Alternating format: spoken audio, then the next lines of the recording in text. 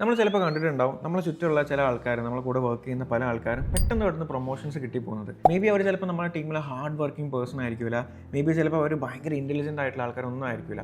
എന്നാൽ പോലും അവർക്ക് പെട്ടെന്ന് പ്രൊമോഷൻസ് കാര്യങ്ങൾ കിട്ടുന്നുണ്ട്. ഇതെന്തുകൊണ്ടാണെന്ന് വെച്ചാൽ മേ ബി ഞാൻ ഈ പറയാൻ പോകുന്ന 5 കാര്യങ്ങൾ അവരെപ്പോഴും ശ്രദ്ധിക്കുന്നുണ്ടായിരിക്കും. അതിൻ്റെ ഒരു വീഡിയോ കഴിയുന്ന സമയത്ത് നിങ്ങൾക്കും ആ 5 കാര്യം എന്താണെന്ന് മനസ്സിലാവും. ഞാനിത് ഒരുപാട് ശ്രദ്ധിച്ചിട്ടുണ്ട്. നമ്മളെ ചുറ്റുമുള്ള പല ആൾക്കാരും ഭയങ്കര ഹാർഡ് വർക്കിംഗ് ആയിട്ടും ഭയങ്കര ടാലൻറ്റഡ് ആയിട്ടും ഇവർക്കൊന്നും പ്രൊമോഷൻ കിട്ടാതെ കുറച്ച് മീഡിയോക്കർ ആയിട്ടുള്ള പല ആൾക്കാർ കയറി പോകുന്നത് ഞാൻ കണ്ടിട്ടുണ്ട്. സോ ആ സമയത്തൊക്കെ ഞാൻ ആലോചിക്കും ഇത് ശരിക്കും അൺഫെയർ അല്ല എന്നുള്ളത്.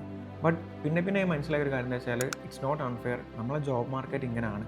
സോ നിങ്ങൾക്കും ഇതേപോലെ തന്നെ ഭയങ്കര ഹാർഡ് വർക്കിംഗ് അല്ലെങ്കിലും ഭയങ്കര ടാലൻറ്റ് അല്ലാന്നുണ്ടെങ്കിലും നിങ്ങൾക്കും പ്രോപ്പർ പ്രൊമോഷൻസ് കാര്യങ്ങൾ കിട്ടിപ്പോകണമെന്നുണ്ടെങ്കിൽ ഞാൻ ഈ പറഞ്ഞ 5 കാര്യങ്ങൾ നിങ്ങൾ എന്താക്കാം ഒന്ന് ശ്രദ്ധിക്കാം. സോ ഒന്നാമത്തെ കാര്യം എന്നത് stop trying to look busy. ചില ആൾക്കാർ നമ്മളെ ചുറ്റും നമ്മൾ ശ്രദ്ധിച്ച് നോക്കിയാൽ കാണാൻ പറ്റും. ഇവർ ബിസി ആണെന്ന് കാണിക്കാൻ വേണ്ടിയിട്ട് ഭയങ്കരമായിട്ട് എഫേർട്ട് ഇടുന്ന ആൾക്കാർ.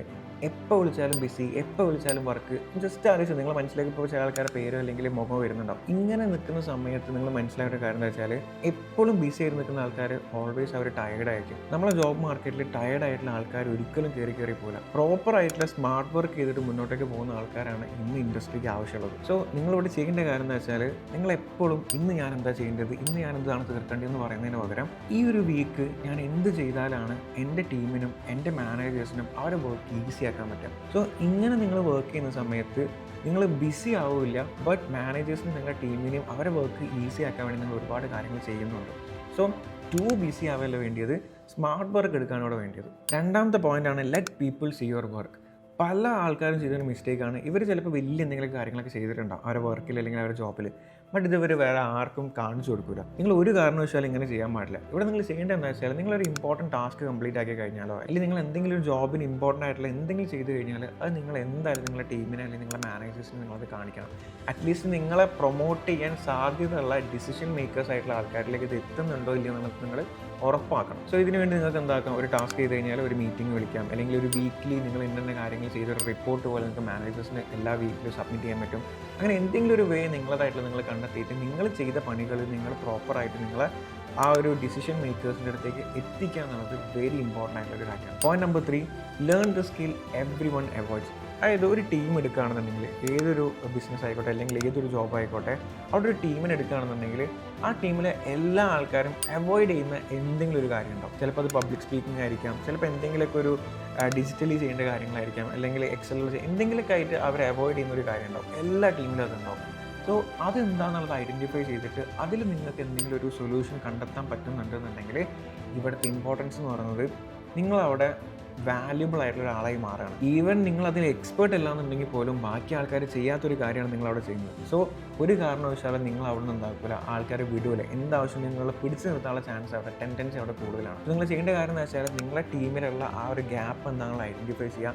1 മന്ത് ആ ഒരു ഗ്യാപ്പ് നിങ്ങൾക്ക് ഫില്ല് ചെയ്യാൻ പറ്റുന്ന രീതിയിൽ നിങ്ങൾ ആ ഒരു സ്കില്ല് പഠിക്കാൻ വേണ്ടി സ്പെൻഡ് ചെയ്യുക. ആ ഒരു ഗ്യാപ്പ് നിങ്ങൾ ഫില്ല് ചെയ്യുക. Point number 4, your network matters more than you think. ഞാനിവിടെ നെറ്റ്വർക്ക് കൊണ്ട് ഉദ്ദേശിച്ചത് ഒരിക്കലും എവിടെ പോയി കഴിഞ്ഞാൽ അവിടെയൊക്കെ കണക്ഷൻ ഉണ്ടാക്കി വെക്കുക എന്നുള്ളതല്ല. നിങ്ങൾ ജസ്റ്റ് ഒന്ന് ആലോചിച്ച് നോക്കുക, നിങ്ങളിപ്പോൾ ചെയ്തുകൊണ്ടിരിക്കുന്നത് നിങ്ങളുടെ ജോലി പോവാണ്. ഈ ജോലി പോയി കഴിഞ്ഞാൽ ഏതെങ്കിലും കുറച്ച് ആൾക്കാർ നിങ്ങളെ മനസ്സിലേക്ക് വരുന്നുണ്ടോ എന്ന് നോക്കുക. വേറൊരു കമ്പനിയിലേക്ക് അല്ലെങ്കിൽ വേറൊരു സ്ഥലത്തേക്ക് നിങ്ങളെ പ്രൊമോട്ട് ചെയ്യാൻ വേണ്ടിയിട്ട്. അങ്ങനെ വരുന്നില്ല എന്നുണ്ടെങ്കിൽ അതിന് വേണ്ടിയിട്ട് ഒരു നെറ്റ്വർക്ക് നിങ്ങൾ ഉണ്ടാക്കി വെക്കുക. അതായത് നിങ്ങളോട് ചെയ്യേണ്ട കാര്യം എന്താ വെച്ചാൽ നിങ്ങൾക്കൊരു ജോബ് പോകുന്ന സമയത്ത് വേറൊരു കമ്പനിയിലേക്കോ അല്ലെങ്കിൽ എവിടെയെങ്കിലും നിങ്ങളെ പ്രൊമോട്ട് ചെയ്യാൻ പാകത്തിലുള്ള ഒരു നെറ്റ്വർക്ക്, ഒരു ടീമിന് അല്ലെങ്കിൽ ഒരു സെറ്റ് ഓഫ് ആൾക്കാരെ നിങ്ങൾ എപ്പോഴും നിങ്ങളെ കൂടെ ഉണ്ടാക്കി വെക്കണം. ഇങ്ങനെ ഒരു സെറ്റ് ഓഫ് ആൾക്കാരില്ല എന്നുണ്ടെങ്കിൽ നിങ്ങൾ അതിന് എന്തായാലും ടൈം മാറ്റി വെക്കുക. എൻ്റെ 5ാമത്തെ പോയിന്റാണ് say what you want out loud. അതായത് നമ്മൾ ലോക്കലി പറയുന്ന ഒരു കാര്യമാണ് കരയുന്ന കുട്ടിക്ക് പാലുള്ളൂ എന്നുള്ളത്. വേറെ ഒന്നല്ല, നിങ്ങൾക്ക് സെൽഫായിട്ട് തോന്നുകയാണ് ഞാൻ ഇന്ന ഒരു പൊസിഷനിലേക്ക് പ്രൊമോട്ട് ആവാൻ അല്ലെങ്കിൽ എനിക്കൊരു ഹൈക്ക് കിട്ടാൻ ഞാൻ കേപ്പബിൾ ആണ് അല്ലെങ്കിൽ ഞാൻ അതിന് വാല്യുബിൾ ആണെന്നുള്ള ഒരു ഫീലിംഗ് നിങ്ങൾക്ക് ഉണ്ടെന്നുണ്ടെങ്കിൽ അത് നിങ്ങൾക്ക് നിങ്ങളെ ആ ഒരു ഡിസിഷൻ മേക്കേഴ്സിൻ്റെ അടുത്ത് പ്രൂവ് ചെയ്യാൻ പറ്റുന്നുണ്ടെങ്കിൽ നിങ്ങളത് ചോദിച്ച് വാങ്ങേണ്ട വേണം.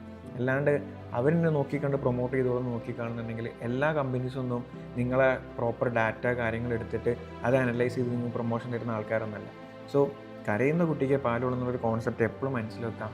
നിങ്ങൾ അതിന് ആപ്റ്റാണ് അല്ലെങ്കിൽ നിങ്ങൾ അതിന് വാല്യുബിൾ ആണെന്ന് നിങ്ങൾക്ക് ഫീൽ ചെയ്യുന്നുണ്ടെന്നുണ്ടെങ്കിൽ അത് നിങ്ങൾ പ്രോപ്പറായിട്ട് കൺവേ ചെയ്യാന്നുള്ളതാണ്. സോ 5 പോയിന്റ്സ് നമ്മൾ റീക്യാപ്പ് ചെയ്യുകയാണെന്നുണ്ടെങ്കിൽ, ഒന്നാമത്തത് stop trying to look too busy. രണ്ടാമത്തത് let people see your work. നിങ്ങൾ ചെയ്ത വർക്കുകൾ ആൾക്കാർ കാണണം, എസ്പെഷ്യലി ഡിസിഷൻ മേക്കേഴ്സ്. മൂന്നാമത്തത് learn the skill everyone avoids. ബാക്കി നിങ്ങളുടെ ടീമിലുള്ള ആൾക്കാരെ അവോയ്ഡ് ചെയ്യുന്ന വർക്ക് എന്താണോ അല്ലെങ്കിൽ ഗ്യാപ്പ് എന്താണോ അത് ഐഡൻറ്റിഫൈ ചെയ്തിട്ട് നിങ്ങൾ അതിന് വേണ്ടിയിട്ട് എന്തെങ്കിലും ഒരു സ്കിൽ അപ്ഡേറ്റ് ചെയ്യാൻ വേണ്ടി ശ്രമിക്കുക. 4ാമത്താണ് your network matters more than you think. And 5ാമത്താണ് കരയുന്ന കുട്ടിക്ക് പാലുള്ളൂ. സോ ഈ ഒരു 5 കാര്യങ്ങൾ ശ്രദ്ധിക്കുക.